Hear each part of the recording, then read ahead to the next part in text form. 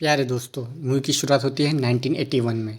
वहाँ पर इंडिया के प्राइम मिनिस्टर एक डेथ वारंट साइन करते हैं, जिसमें वो बताते हैं कि ये बहुत ख़तरनाक क्रिमिनल है, इसके बारे में किसी को कुछ पता नहीं चलना चाहिए। और दोस्तों वो और कोई नहीं होता, वो होता है दोस्तों मूवी का हीरो। फिर कहानी आगे बढ़ती है 2018 में। यहाँ पर एक राइटर बुक पब्लिश करता है, जिसको गवर्नमेंट सारी बुक्स को जला देती है। फिर कहानी में एक बुक एक मीडिया वालों के हाथ लगती है और वो मीडिया वाले पहुंच जाते हैं उसका इंटरव्यू लेने। तो फिर दोस्तों उसका इंटरव्यू शुरू होता है और यहीं से मूवी की कहानी शुरू होती है। और फिर उस इंटरव्यू में बताते हैं कि वो book KGF Kolar gold fields के ऊपर है, the lost city of gold. तो वो कहानी में बताते हैं आगे कि यहाँ पर क्या होता है कि एक बार कुछ मज़दूरों को खुदाई करते वक्त सोने के पत्थर मिलते हैं।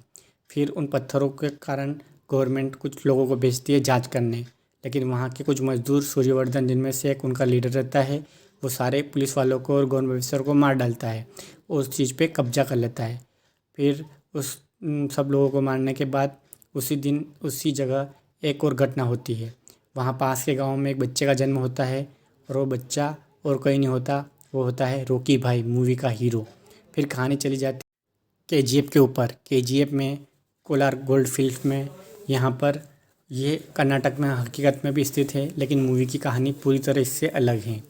ये फिर सूर्यवर्धन गवर्नमेंट से उस जगह को 99 साल के लिए लिस्ट पे ले लेता है और वो उस जगह का नाम रख देता है लाइमस्टोन कॉर्पोरेशन। उसका अर्थ होता है चूना पत्थर की खदान। और वो वहाँ पर बहुत सारे मजदूरों को जालिमों की तरह काम करवा के सोना खुदवा कर उससे बिजनेस करता है। और इस बिज़नेस को संभालने के लिए उसको 5 पार्टनर की ज़रूरत पड़ती है, कमल, एंड्रयूस, राजेंद्र देसाई और गुरु पांड्याल, और दोस्तों उसका भाई अधीरा। फिर कहानी आगे जाती है, उसमें बताते हैं कि उस बिजनेस से वो करोड़ों रुपए का पैसा कमाते हैं, बहुत सारा पैसा कमाते हैं। फिर अचानक 1978 में सूर्यवर्धन की हार्ट अटैक से तबीयत ख़राब हो जाती है और फिर वह अपनी सारी जायदाद और सब कुछ उस अपने बेटे गरुड़ा के नाम कर देता है और उसके सारे पार्टनर्स उससे हड़पने के लिए लग जाते हैं। और ये कहानी आगे जाती है और वहाँ पर दिखाते हैं कि उसका भाई उसके बेटे गरुड़ा को मारने की कोशिश करता है, लेकिन किस तरह वो बच जाता है, लेकिन गरुड़ा फिर अधीरा को मार डालता है। और फिर कहानी में आगे जाकर रॉकी भाई की स्टोरी बताते हैं और यहाँ पर होती है रॉकी भाई की कहानी की शुरुआत। वहाँ पर दिखाया जाता है कि एक छोटा बच्चा, उसकी माँ विधवा माँ और दोनों बहुत ही गरीबी की हालत में रहते हैं।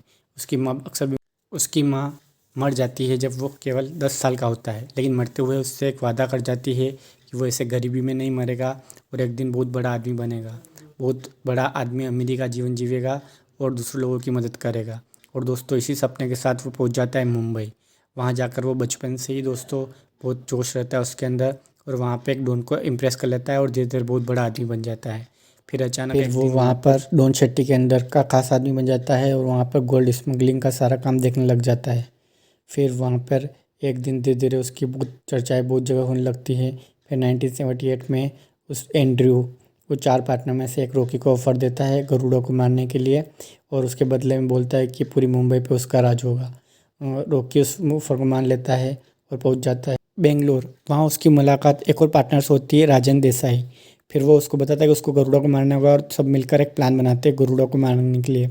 गरुड़ा को बेंगलोर बुलाते हैं और वहाँ पर उसको मारने का प्लान बनाते हैं, लेकिन गरुड़ा को ये बात पहले ही पता रहती है और वह वहाँ पर आके चला जाता है।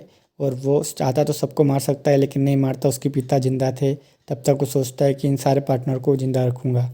फिर दोस्तों कहानी आगे बढ़ती है। फिर रॉकी बोलता है सब लोगों से कि मैं KGF के अंदर जाकर गरुड़ा को मारूंगा।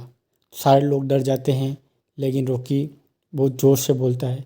फिर सारे लोग मिलकर प्लान बनाते हैं और अंदर से खुफिया जानकारी निकलवाते हैं। फिर कोई नक्शा दे जाता है जिसके कारण KGF में जाने का रास्ता मिल जाता है। KGF में मज़दूरों के लिए आसपास के गाँव में से जवान लोगों को उठा के ले जाते थे, तो रॉकी उनमें से चला जाता है और उन सबके साथ मिलकर आ जाता है KGF के अंदर। दोस्तों यहाँ पर कहानी शुरू होती है और रॉकी को पता चलता है कि यहाँ पर 20,000 लोग हैं और सबको बहुत बेरहमी से जुल्म के साथ काम करा जा रहा है और उनको कमज़ोर लोगों को मार डालते थे वहाँ के बॉडीगार्ड लोग। और ये देखकर वहाँ पर बहुत दूर एक महल भी है जहाँ गरुड़ा रहता है, उसके पापा रहता है, उसका भाई रहता है। और दोस्तों इस महल में बहुत सारी सुरक्षा रहती हैं और इस महल के पास कोई भी नहीं जा सकता। लेकिन रॉकी वहाँ पर रहते हुए उस महल में जाने का रास्ता खोज लेता है और वो वहाँ पर बहुत सारे लोगों को मरते हुए देखता है। लेकिन एक दिन वहाँ पर वो ये सब कुछ सहन करता है, लेकिन एक दिन वहाँ पर एक अंधे बूढ़े आदमी को गार्ड लोग बेरहमी से मार रहे होते हैं। ये देखकर रॉकी अपने आप को रोक नहीं पाता और वहाँ पर 23 गार्ड लोगों की हत्या कर देता है और वो उस जगह का हीरो बन जाता है। सारे लोगों में जोश आ जाता है और दोस्तों इस बात को बचाने के लिए फिर यहाँ समझ आता है कि गरुड़ा का भाई विराट भी इन सब में शामिल है। उसने ही खुफिया जानकारी पार्टनर्स तक पहुँचाई थी, जिसके कारण रॉकी भाई इस केजीएफ के अंदर आ सके। और फिर वहाँ से मूवी का हीरो एक आग का ब्लास्ट करता है, जिससे विराट को सिग्नल देता है कि वो जिंदा है और यहाँ आ गया। इसको देखकर गरुड़ा के आदमी भी सतर्क हो जाते हैं, उस आग के सिग्नल के पास जाने की कोशिश करते हैं। लेकिन उन लोगों का ध्यान भटकाने के लिए विराट अपने पिता को मार डालता है और ये बात सुनकर वो सारे गार्ड लोग वापस चले जाते हैं और गरुड़ा अपने पिता का अंतिम संस्कार करता है। और फिर वह निर्णय लेता है कि काली पूजा के बाद सबकी खबर लेगा। हर साल काली पूजा में वह 3 बकरों की बलि चढ़ाता है, लेकिन इस बार गरुड़ा निर्णय लेता है कि वह 3 लोगों की बलि चढ़ाएगा। 3 जिन लोगों को कैद कर रखा है उन लोगों की बलि चढ़ाएगा।